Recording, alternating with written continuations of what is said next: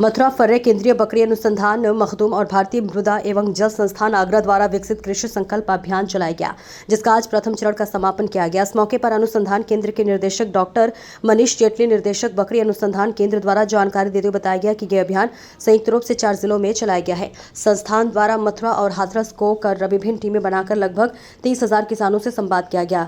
वहीं किसानों की समस्याओं को गंभीरता से सुना गया। आपको बता दें कि भारत को कृषि प्रधान देश माना गया है, इसलिए यह अभियान और भी महत्वपूर्ण हो जाता है। अभियान के तहत कृषि और पशुपालक पद्धति को किस प्रकार और बेहतर, टिकाऊ और लाभदायक बनाया जा सके, इसके लिए किसानों के साथ संवाद किया गया। और वही कृषि जागरण यात्रा के संबंध में और अधिक जानकारी देते हुए भारतीय मृदा एवं जल संरक्षण अनुसंधान केंद्र आगरा के केंद्र अध्यक्ष डॉक्टर अविनाश चंद्र राठौर केंद्र अध्यक्ष द्वारा जानकारी देते हुए बताया कि सरकार के अनुसंधान संयुक्त रूप से यह अभियान 4 जिलों में चलाया गया है। लाखों रुपए के किसानों से बातचीत की गई है। किसानों के द्वारा जो जानकारी दी गई है वे सरकार तक पहुंचाई जा रही है। किसानों ने कई महत्वपूर्ण जानकारी दी है, जिसमें हमने लगभग 270 गांवों में किसान सभाएं की। उसके दौरान ही लगभग 50,000 या 51,000 के आसपास किसानों ने उसमें प्रतिभाग किया।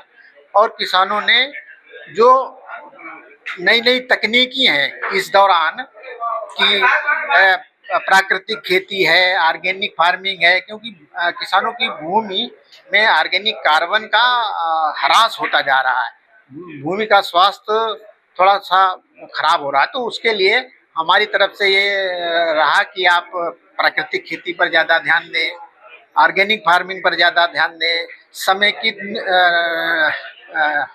न्यूट्रिएंट मैनेजमेंट पर ध्यान दें। ऐसा कुछ उर्वरकों का प्रयोग कम करके ऑर्गेनिक प्रोडक्ट का ज़्यादा उपयोग करें, जिससे मृदा में जीवाश्म बढ़े और जीवाणुओं की संख्या बढ़े, मृदा का स्वास्थ्य अच्छा हो। और क्षारीयता भी एक समस्या रही, जिसके लिए हमने किसानों को, हमारे वैज्ञानिकों ने किसानों को बताया कि आप सॉइल टेस्ट कराइए। सॉइल टेस्ट करने के बाद पीएच के आधार पर जिप्सम का एप्लीकेशन बताया गया उनको कि आप जिप्सम को आप अपने खेत में डालिए, जिससे क्षारीयता कम हो। और अपने जो कृषि कर रहे हैं ना, उसमें जो भी कृषि में आलू की खेती ज़्यादा करते हैं, फिरोजाबाद में और आगरा में, दोनों जनपदों में इसमें आलू की खेती ज़्यादा करते हैं, भिंडी सब्जी की भी खेती करते हैं, कुछ किसान फलों की भी खेती करते हैं, मत्स्य पालन करते हैं, मशरूम की खेती करते हैं। तो उनमें जो उन्होंने अपनी समस्याएं बताई, उनको समस्याओं का हम लोगों ने समाधान किया और कैसे और आगे अपनी प्रोडक्शन बढ़ाएं और आमदनी बढ़ाएं, इसके लिए हम लोगों ने प्रयास किया। तो किसानों को क्या फायदा मिलेगा इससे?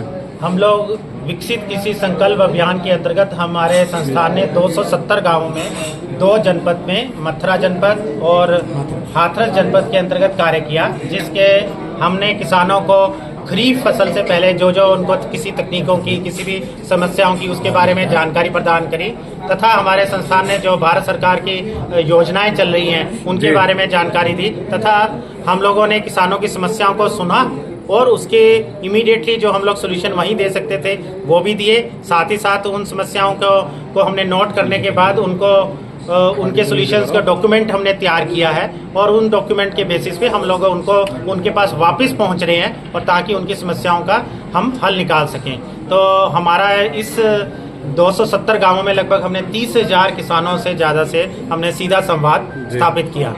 क्या मुख्य रूप से क्या समस्या निकल के आई है? मुख्य रूप से 2-3 समस्याएं रही हैं। एक तो उनको था कि उनके जो सॉइल हेल्थ कार्ड जो बनाना चाहिए रेगुलर बेसिस पे, और उनके ताकि उस हिसाब से जो सॉइल में उनकी मिनरल्स की कमी है उसके बारे में जानकारी रही। दूसरी चीज़ हम लोगों ने उनको अच्छे बीज की जो ज़रूरत थी उसके बारे में जानकारी दी। और तीसरी, जो कई लोगों को भारत के अंदर जितनी भी उनकी चल रही हैं स्कीम चल रही हैं, भारत की परियोजनाएं चल रही हैं, उसके बारे में उनको जानकारी कम थी, जिसमें चाहे लोन लेना हो, चाहे उनको किसी चीज़ में सब्सिडी मिल रही है या कुछ और मिल रहा है, उनके बारे में हमने जानकारी दी। जैसे अभी आज की तारीख में हम लोगों ने उनको बताया कि नैनो यूरिया यूज़ करने से क्या बेनिफिट होगा, या ड्रोन के साथ वो खेती में बड़े नई तकनीकों को साथ लेके आए, तो उसके बारे में भी उनको जानकारी दी गई।